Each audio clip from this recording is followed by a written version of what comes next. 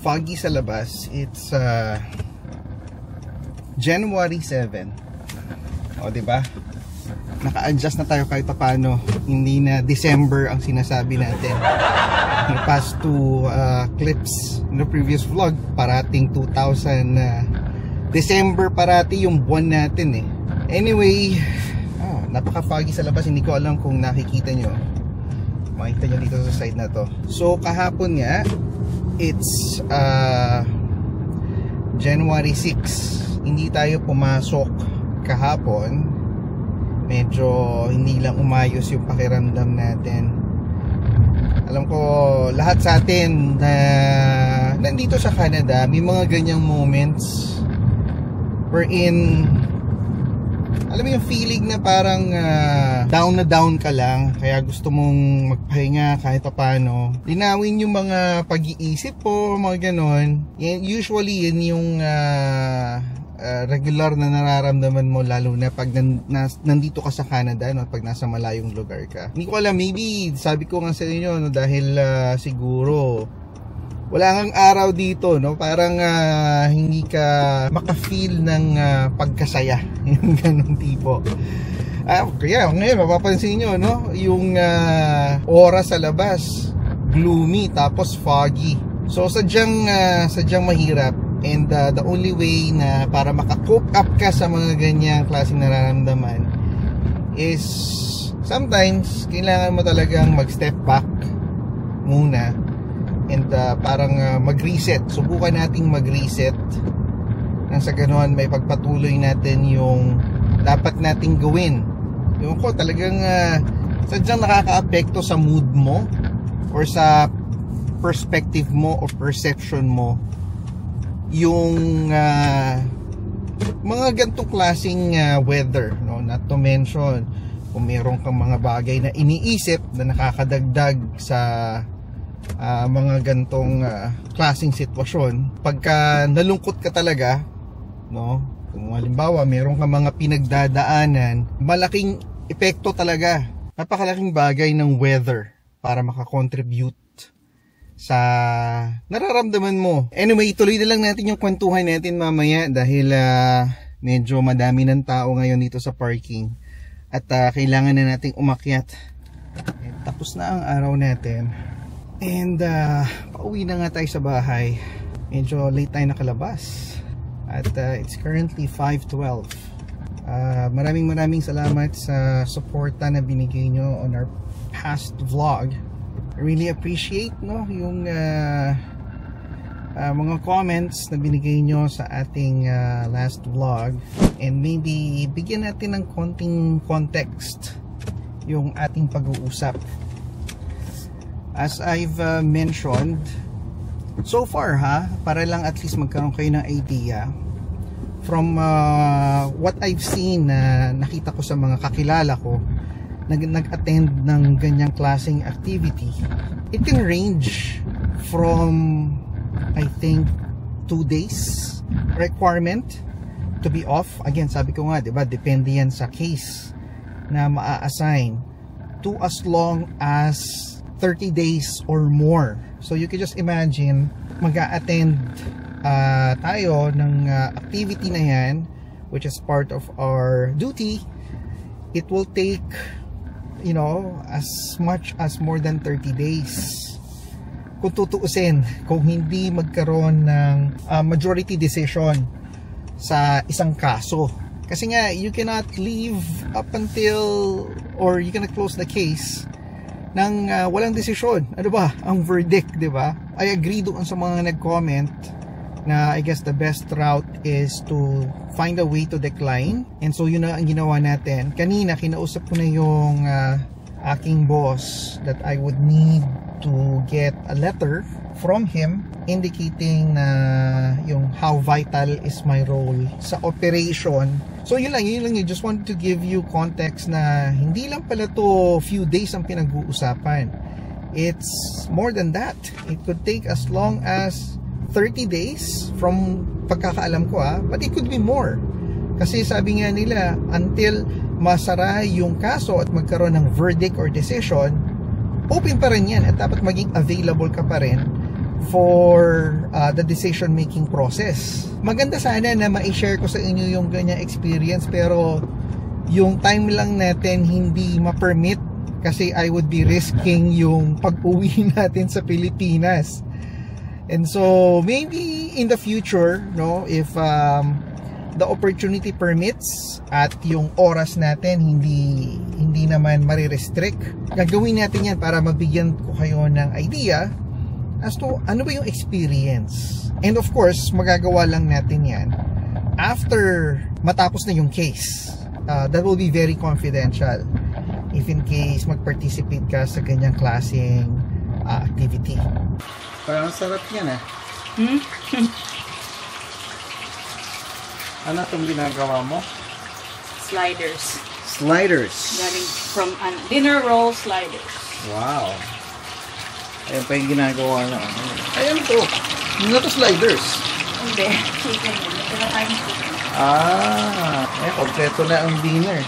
May katsu na. Meron pang sliders na burger a la dinner roll. Yan. Hello TV fam. So, medyo matagal-tagal tayo hindi nakapag-upload. Ano dito ba ngayon? Today is January 9. Wow, napatagal na nga ang last upload natin. As usual, kaya naman tayo hindi nakakapag-upload dahil sobrang busy. Yan naman. Yan naman ang natatanging rason kung bakit hindi tayo makapag-upload. Sino ba nagsabing magtrabaho tayo? Dapat hindi nga no? Sagabal sa pagbablog Di ba sana kung ang pagbablog nakapambayad ng bills. Pareho ng mga iba na malalaking channel sa YouTube. Hindi naman tayo ganong kalakihang channel Hindi naman tayo kalibel nila. Kaya tiyagaan muna kung ano lang ang kaya at kung kailan lang tayo makakapag-vlog, dun lang tayo mag-vlog. Anyway, matatanong nyo siguro, paano ba napipili yung mga taong binibigyan nila ng green form, ika nga, no? Or yung jury duty letter. Pinipili nila yan base sa voters list. Dahil nga citizen na tayo, botante tayo, tinitignan nila yan. Tapos isa pa dyan yung ang inyong citizenship sa isang probinsya or sa Canada particularly. Pagka nalaman nilang citizen ka, no, may voters list ka, at saka yung parang pinaka-ID mo, no, yung BC ID or whatever, yan ang pool ng mga tao na kung saan sila naghahanap ng mga candidate para sa jury. Hindi requirement na kailangan may alam ka sa law para maging isang magampanan mo ang isang pagiging juror, kumbaga. Ang parang pinaka-importante lang talaga dyan is marunong kang umintindi ng mga pinipresenta nila na mga pruweba, yung mga proof sa mga kaso, and then doon ka na magde-decide at mag-vote ka kasama ng mga co-juror mo kung dapat ba patawan ng parusa or dapat ba hindi patawan ng parusa. As simple as that. Alam mo yung mga dati na, di ba, pag nagkakaroon sila ng yung pag nagpipresent sila ng mga kriminal sa public, parang ganun lang yan nagpipresenta sila ng kriminal sa public, and then yung public ang magde-decide kung halimbawa babatuhin ba nila ng bato or hindi. No? Sabihin nila pakawalan, hindi yan totoo. So yun lang yung base doon sa pinapakita at pinipresenta nilang ebidensya, doon sila magde-decide kung talaga bang mali tong tao na to o hindi. Again, as long as citizen ka, for sure one of these days maiimbitahan ka rin sa ganyang klaseng responsibility. So anyway, yun lang, nandito na tayo sa bahay, and then ituloy lang natin tong vlog na to sa taas, no? Sana mai-upload natin. Magandang umaga TV fam, and is it hi Clark? Hi, I'm watching. Good morning, no? So it's January 11. And medyo maganda-ganda ang panahon sa labas. Kung makikita nyo, medyo maaraw. Hindi naman siya taga may araw, pero I'll take it. Dahil nga, ngayon lang yan nangyari. Past few days, nakita nyo naman siguro, at saka hindi na nga tayo nakapag-vlog. Puro ulan ang nasalubong sa atin nung unang week ng ating pagpasok. Anyway, ngayong araw nga, naisipan natin na i-extend yung ating fasting. So, huling kain natin is 8 p.m. kagabi. So, idediretso natin yan hanggang mga 6 p.m. Tubig lang ang gagawin natin para makapag-reset ang ating katawan. Sabi kasi nila, yun yung way para ma-reboot yung iyong system.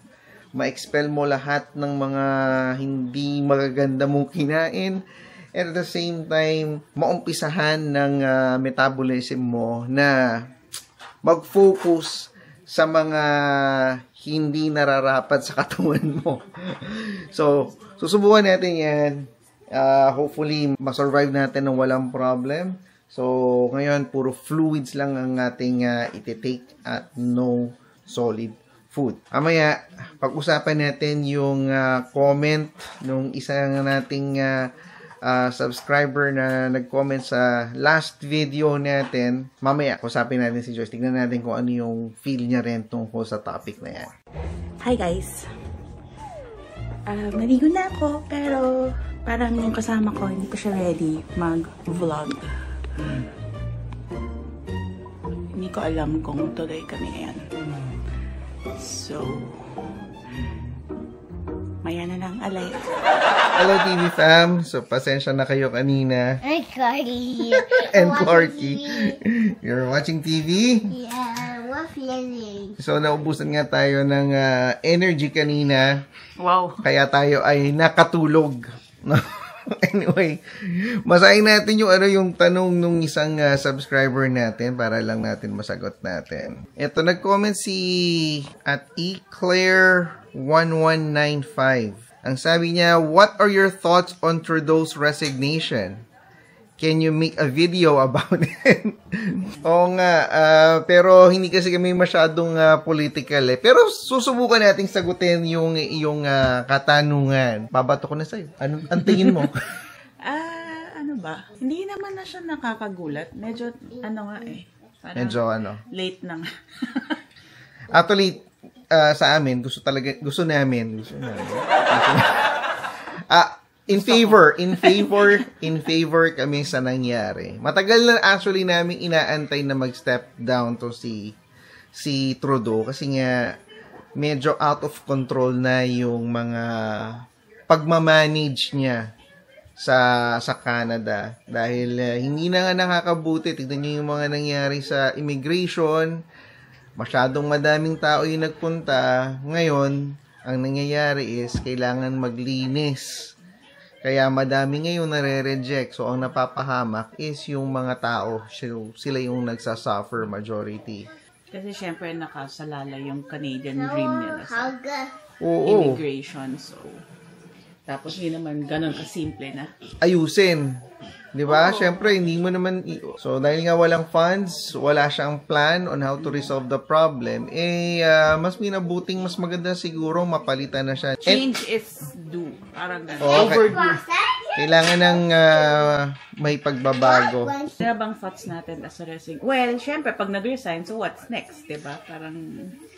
Pero ang concern kasi dun is yung ginawa niya after the resignation eh. Ano yun? Proroguing? Anong tawag dun? Prorogue. So, ang ginawa niya is pinaralyze niya yung government up until kailangan meron munang bagong... Yeah, because it buys them more time to select a new leader. Exactly. At ang magsasuffer, of course, yung mga Canadians at yung mga tao sa loob ng Canada. Kasi parang sabi nila, ngayon ka pa nag-prorogue, iuupo na si Trump. So, yun nga. Tamo yun. Paano malalabanan niya mga ni Trump kung yung house nakasara? Parang how can we react to... Exactly. Wala tayong magawa. Yun. Pinaralyze niya talaga. So, you could just imagine kung anong klaseng leader, no, yung meron tayo ngayon, parang masyado na nagiging selfish ang nangyayari.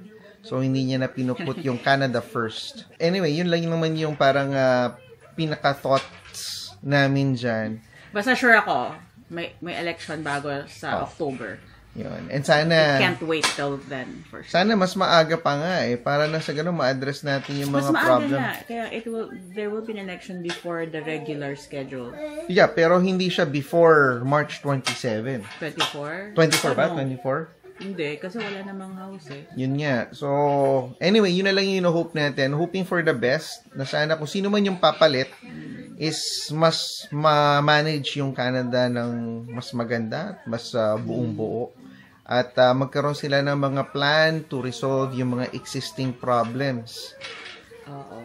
And would you believe na siguro connected kasi yan doon sa pag-uusap or sa topic natin na tingin nyo ba, no? I-comment down below kayo kung tingin nyo na nasa era na tayo ng World War III. So tingin nyo ba na nandun na tayo sa era na yon? Kasi parang meron ng mga pilitan na nangyayari regarding sa hindi siya yung parang dati na World War na talagang nagdidigmaan, pero para siyang World War III in a sense na ibang klaseng warfare. Ito tinatawag parang ang nangyayari is economic warfare ang nangyayari.